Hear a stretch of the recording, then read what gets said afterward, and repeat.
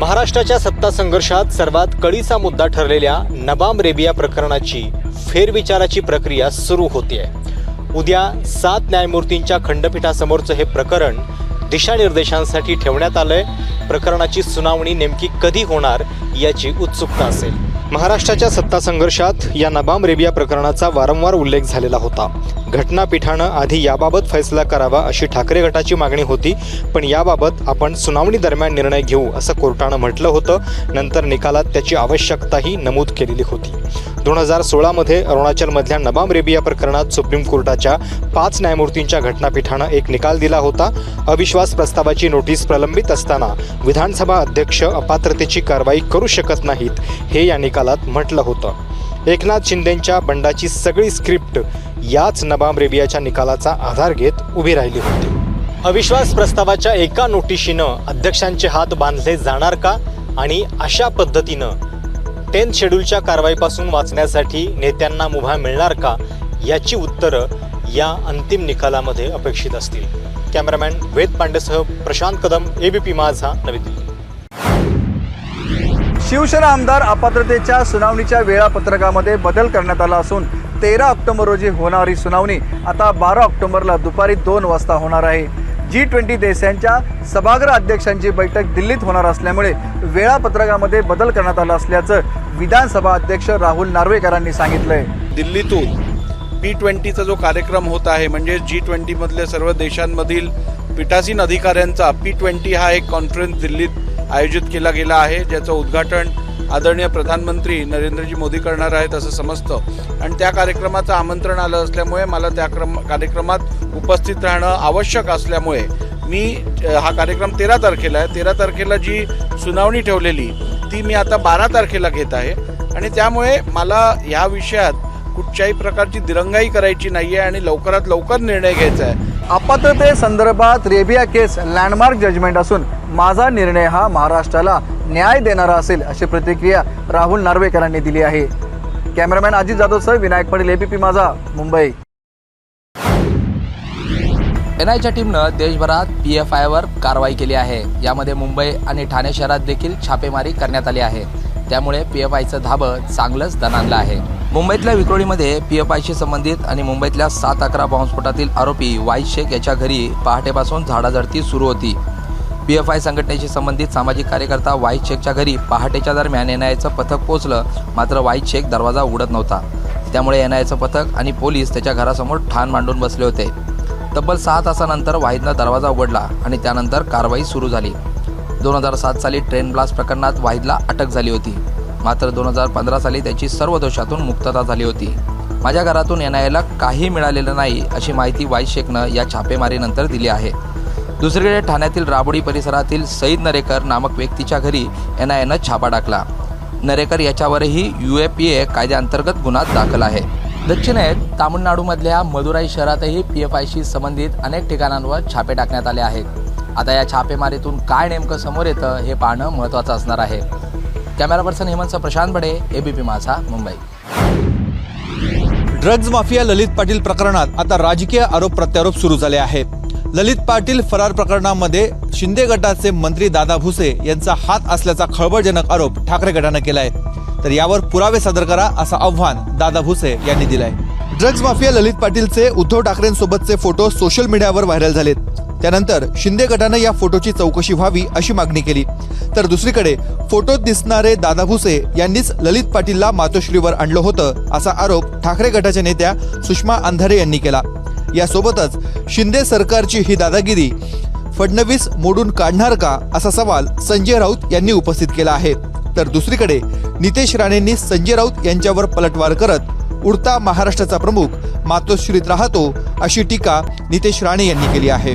एकीकडे या प्रकरणी आरोप प्रत्यारोप होत असताना दुसरीकडे ललित पाटीलशी आमचा 3 ते 4 वर्षापासून कुठलाही संबंध नाही, भूषण पाटीलही आमच्या संपर्कात नाही अशी प्रतिक्रिया भूषण आणि ललित पाटीलच्या आईने दिली आहे। कॅमेरामन मयूर वारगजेसह मुकुल कुलकर्णी, एबीपी माझा, नाशिक। मुंबईत व्हायब्रंट गुजरात ग्लोबल समिटचं आयोजन करण्यात आलं होतं। गुजरातचे मुख्यमंत्री भूपेंद्र पटेल यांच्या नेतृत्वाखाली हा कार्यक्रम पार पडत असतानाच दुसरीकडे मात्र राजकीय नेत्यांनी एकमेकांवर आरोप प्रत्यारोप केलेले पाहायला मिळाले.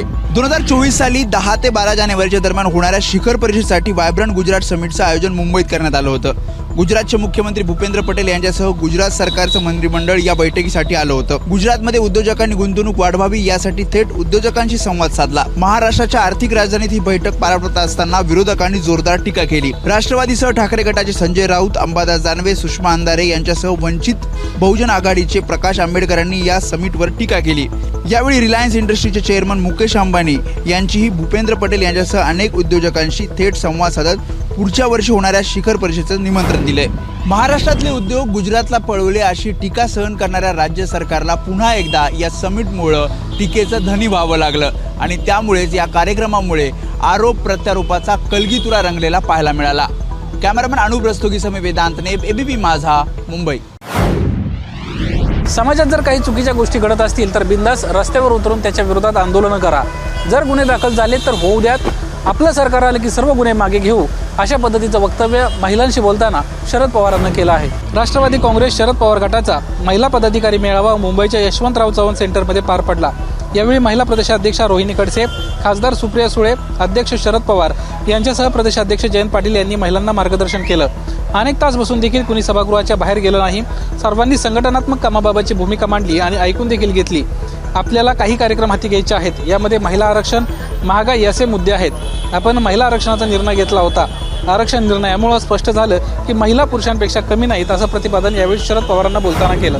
अजित पवार गटाकडून तिकडे देखील हेडगेवार कमी होत असून यशवंतराव चव्हाणांचा विचार वाढत आहे, अशा पद्धतीचा टोला देखील याच कार्यक्रमात सुप्रिया सुळेंना अजित पवार गटाला लगावला. कॅमेरामन अजित कदमसह निलेश बुधावले, एबीपी माझा, मुंबई. सत्तेत सामील होऊन 100 दिवस पूर्ण केलेल्या अजित पवारांनी पत्र लिहिलं होतं. या पत्राला शरद पवार गटाकडून जोरदार प्रत्युत्तर देण्यात आलं आहे. 100 दिवसात महाराष्ट्राचा स्वाभिमान दिल्ली पुढे घाण अशी जहरी टीका करण्यात आली आहे. विचारांच्या तत्वांशी एकनिष्ठ राहून कुणापुढे न झुकता महाराष्ट्र हिताचा ध्यास अहोरात्र बाळगण्याची धमक शरद पवारांमध्येच आहे, असं प्रत्युत्तर देण्यात आलंय. त्यामुळे शरद पवार गट आणि अजित पवार गट यांच्यातला संघर्ष अधिक पेटण्याची शक्यता नाकारता येत नाही. 100 दिवसाचं कर्तृत्व सांगणं म्हणजे तुमच्या निर्णयाबद्दलची खंत लख्ख दिसून येत असल्याचा उल्लेख यात करण्यात आला आहे. शिंदे, फडणवीस, पवार सरकारच्या काळातील अनेक मुद्द्यांवरून पवार गटानं टीका केली आहे. वारकरी आणि मराठा आंदोलकावरचा लाठी हल्ला, रुग्णालयामधलं मृत्यूतांडव, महाराष्ट्रातून बाहेर गेलेले उद्योग अशा अनेक मुद्द्यांवरून सडकून टीका करण्यात आली आहे. सध्या निवडणूक आयोगात पक्षाचं नाव आणि चिन्हासाठी दोन्ही गट लढत असताना आरोप प्रत्यारोपाच्या फैरी झडत आहेत.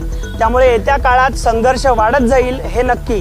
कॅमेरामन मनोज जयस्वालसह मी अल्पेश करकरे, एबीपी माझा, मुंबई. मुख्यमंत्री एकनाथ शिंदेंच्या दसरा मेळाव्यासाठी क्रॉस मैदान जवळपास निश्चित करण्यात आलंय. याशिवाय दक्षिण मुंबईतील आणखीन 2 मैदानं शिंदेंच्या शिवसेनेकडनं आरक्षित करण्यात आली आहे. दसरा मेळाव्यासंदर्भात शिवाजी पार्क मैदानावरून रंगलेला वाद आता जवळपास संपुष्टात आलाय. उद्धव ठाकरेंना सहानुभूती मिळू नये यासाठी शिवसेना शिंदे गटाकडून एक पाऊल मागे जाऊन शिवाजी पार्कमध्ये दसरा मेळाव्यासंदर्भातला अर्ज मागे घेतलाय. तर दुसरीकडे दसरा मेळाव्यासाठी मुख्यमंत्री एकनाथ शिंदे यांच्याकडनं क्रॉस मैदान जवळपास निश्चित करण्यात आल्याची माहिती आहे. राज्यभरातून लाखो कार्यकर्ते शिंदेंच्या सेनेच्या दसरा मेळाव्याला उपस्थित राहतील असा दावा करण्यात आलाय. याच पार्श्वभूमीवर क्रॉस मैदानाची निवड करण्यात आली असून साधारण 1 ते 1.5 लाख लोकांच्या क्षमतेचं हे क्रॉस मैदान आहे. याच अनुषंगानं शिंदे गटाकडून तयारी देखील सुरू करण्यात आली आहे. शिवतीर्थावरील मेळावा हा खरगे आणि गांधी यांचं कौतुक करणारा असून मेळाव्यामधली जमणारी गर्दी ही मित्रपक्षांच्या जोरावर जमवली जाते अशी टीका उदय सामंत यांनी ठाकरे गटावर केली आहे. कॅमेरामॅन अजित शिवतरकरसह अभिषेक फळ, एबीपी माझा, मुंबई. मराठा समाजाला कुणबी जात प्रमाणपत्र देण्यासाठी सध्या मराठवाड्यामध्ये शिंदे कमिटी आहे आणि आता विभागीय आयुक्त कार्यालयामध्ये शिंदे कमिटी जे पुरावे आहेत ते पुरावे या ठिकाणी कमिटी समोर मांडा अशा प्रकारचं आवाहन केल्यानंतर हे जे 8 वेगवेगळ्या प्रकारची जुनी पुरातन भांडी आहेत ती भांडी घेऊन काही लोक आलेत आणि या भांड्यावर देखील आपण पाहिलं तर कुणबी अशा प्रकारची ही आहे लिहिलेला आहे. कुणबी अशा प्रकारचा दाखला या ठिकाणी आहे. त्यामुळेच ही सगळी बेगमपुरा भागामध्ये राहणारी हे सगळी मंडळी आहेत आणि हे पुरावे घेऊन हे शिंदे समितीसमोर आलेले आहेत. जुन्या काळामध्ये द्वादशीच्या दिवशी भंडारा होत असतो, तेव्हा एक वरण राहतं आणि भात राहायचं. त्यासाठी शिजवून हे पितळे जे तांब्याचे जे भांडे होते ते भांडे आमच्या तिसऱ्या पिढीपर्यंत ते चालू आहे आणि ते जे आहे ते आम्ही समाजातर्फे त्याचे जतन करून ठेवल्यामुळे ते आज आम्ही समाजाचे दाखवण्यासाठी आलेलो आहे. कुणबी असलेल्या या ज्या नोंदी आहेत या देखील ग्राह्य धरल्या जाव्यात आणि त्यानुसार मराठा समाजाला कुणबीचं जात प्रमाणपत्र देण्यात यावं अशा प्रकारची मागणी देखील या सगळ्या मराठा बांधवांची आहे. कॅमेरामन धनंजय दारुंटेसह मी कृष्णा केंडे, ABP माझा, छत्रपती संभाजीनगर.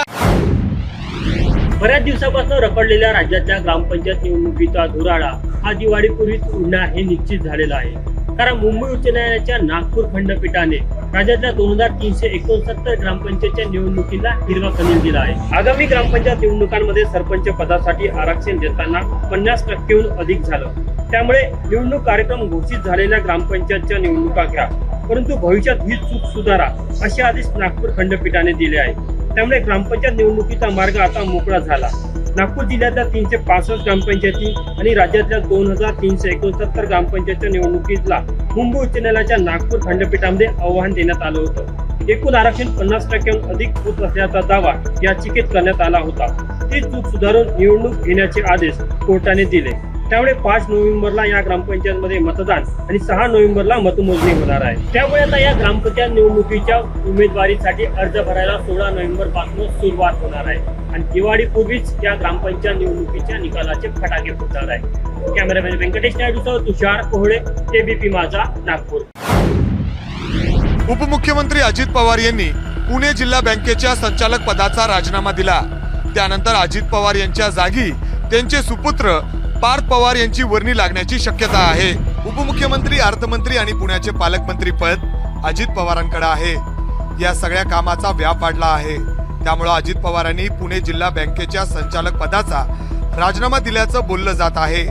मागील 32 वर्षांपासून अजित पवार जिल्हा बँकेच्या संचालकपदी कार्यरत होते. 1991 पासून त्यांनी या बँकेच्या संचालक पदाची धुरा हाती घेतली होती. त्यांनी या बँकेची मोठ्या प्रमाणात आर्थिक प्रगती केली. अजित पवारांच्या मार्गदर्शनाखाली जिल्हा मध्यवर्ती सहकारी बँकेमधील देशातील नंबर 1 ची बँक म्हणून पुणे जिल्हा मध्यवर्ती सहकारी बँकेने नावलौकिक मिळवलेला आहे. अजित पवार सत्तेत असल्यानं वडिलांच्या मागे दोन्ही मुलं राजकारणात पुन्हा एकदा सक्रिय होऊ पाहतायत. त्यामुळं पार्थ पवार यांच्यासाठी पुणे जिल्हा बँकेचे संचालक पद हे पार्थ पवारांसाठी संधी असणार आहे. कॅमेरामॅन राजेश बिडकरसह मी मिकी गई, ABP माझा, पुणे. मुंबईतील गिरणी कामगारांच्या घरांसाठी येणाऱ्या अडचणी दूर करण्यासाठी कोल्हापूर जिल्ह्याच्या कूर इथं आमदार प्रकाश आंबेडकर यांनी विशेष शिबिर आयोजित केलं होतं. या शिबिरामध्ये आमदार सुनील राणे आणि म्हाडाच्या अधिकाऱ्यांनी हजारो गिरणी कामगारांना मार्गदर्शन केलं. एकेकाळी गिरणी कामगारांनी मुंबईचं वैभव उभा केलं. निवृत्तीनंतर सगळे गिरणी कामगार गावाकडे विखुरला गेला. त्यामुळे गिरणी कामगारांच्या हक्काच्या घराचा प्रश्न प्रलंबित राहिला. गिरणी कामगारांची कागदपत्र तसेच त्यांचा वारसदार असे अनेक प्रश्न आहेत. या सर्व गिरणी कामगारांना मुंबईला हेलपाटे मारायला लागू नयेत यासाठी म्हाडाचे अधिकारी आणि गिरणी कामगार समितीचे अध्यक्ष आमदार सुनील राणे यांनी मार्गदर्शन करून ऑनलाईन फॉर्म भरून घेतले. राज्यातील जवळपास 1,74,000 गिरणी कामगारांनी आपल्या हक्काच्या घरासाठी ऑनलाईन पद्धतीने अर्ज केले आहेत. मात्र वारसदार निश्चित आणि कागदपत्र यामुळे हा प्रश्न प्रलंबित आहे. तो प्रश्न राज्य सरकारनं तातडीनं सोडवावा अशी मागणी या सर्व गिरणी कामगारांची आहे. कॅमेरामन निलेश शेवाळेसह विजय केसरकर, ABP माझा, कोल्हापूर. नागपुरातील समतानगर परिसरात एका रिकाम्या प्लॉटवर खोदकाम सुरू असताना देवीची मूर्ती सापडल्याचा स्थानिक नागरिकांचा दावा आहे. त्यानंतर त्या ठिकाणी भाविकांची रीघ लागलेली आहे. समतानगरमध्ये ईश्वर मोहबे यांचं प्लॉट आहे. त्या ठिकाणी जवळच्या सीवर लाईनला जोडणी करण्यासाठी पाईप टाकण्याचे काम सुरू होते. काल संध्याकाळी मजूर खोदकाम करत असताना एका मजुराची कुदळ दगडाला आदळली. त्यामुळे मजुरांनी तिथे हाताने माती हटवून पाहिली असता 2 ते 2.5 फुटांची दगडाची देवीची मूर्ती आढळून आली. जमिनीतून देवीची मूर्ती निघाल्याची बातमी पंचक्रोशीत वाऱ्यासारखी पसरली आणि मोठ्या संख्येने लोक मूर्ती पाहायला येऊ लागले. आज सकाळपासूनही भाविकांची रीघ लागली असून अनेक जण शेंदूर, फुलं आणि पैसेही अर्पण करत आहेत. काही स्थानिक नागरिकांनी तर तिथे मंदिर स्थापन करण्यात यावं अशी मागणीही केली आहे. नागपूर शहर तहसीलदारांनी या प्रकरणी पुरातत्व विभागाला ती मूर्ती खरोखरच प्राचीन आहे का याचा उलगडा करण्यास सांगितले आहे. तर त्या ठिकाणी होणारी भाविकांची गर्दी लक्षात घेता पोलिसांनीही मोठा बंदोबस्त लावला आहे. कॅमेरा पर्सन अतुल हिरडेसह रजत वशिष्ठ, एबीपी माझा, नागपूर. नाशिकची ग्रामदेवता म्हणून ओळख असलेल्या कालिका माता मंदिरामध्ये नवरात्र उत्सव दरवर्षी मोठ्या उत्साहात जल्लोषात साजरा केला जात असतो. यंदा हा नवरात्र उत्सव जो आहे तो कोजागिरी पौर्णिमेपर्यंत चालणार आहे. भाविकांसाठी खरं तर एक मोठी पर्वणीच असणार आहे. नक्की कशी यंदा तयारी करण्यात आलेली आहे संस्थान कोणी आपण जाणून घेणार आहोत. माझ्यासोबत विश्वस्त आहेत केशव अण्णा पाटील. अण्णा, कशी पूर्ण तयारी आहे? यावर्षी नवरात्र उत्सव 15 ऑक्टोबरला सुरुवात होत आहे. त्या दृष्टिकोनातून आम्ही दोन्ही बाजूला येण्या जाण्याचा जो मार्ग आहे त्याच्यावर पूर्णपणे वॉटरप्रूफ मंडप टाकलेला आहे. महिलांसाठी स्वतंत्र रांग, पुरुषांसाठी स्वतंत्र रांग अशी आम्ही व्यवस्था केली आहे. आणि ह्या वर्षीचा जो नवरात्र उत्सव आहे हा कोजागिरी पौर्णिमेपर्यंत चालणार आहे. त्याचप्रमाणे भाविकांचा विम्याचं कवच आम्ही इथं दिलेलं आहे. कोजागिरी पौर्णिमेपर्यंत खरं तर हा उत्सव जो आहे तो सुरू राहणार आहे. यासोबतच CCTV कॅमेरा आणि पोलिसांचा देखील चोख पोलीस बंदोबस्त जो आहे तो या परिसरात तैनात असणार आहे. कॅमेरामन किरण कटारेसह प्रांजल कुलकर्णी, एबीपी माझा, नाशिक. एबीपी माझा, उघडा डोळे बघा नीट.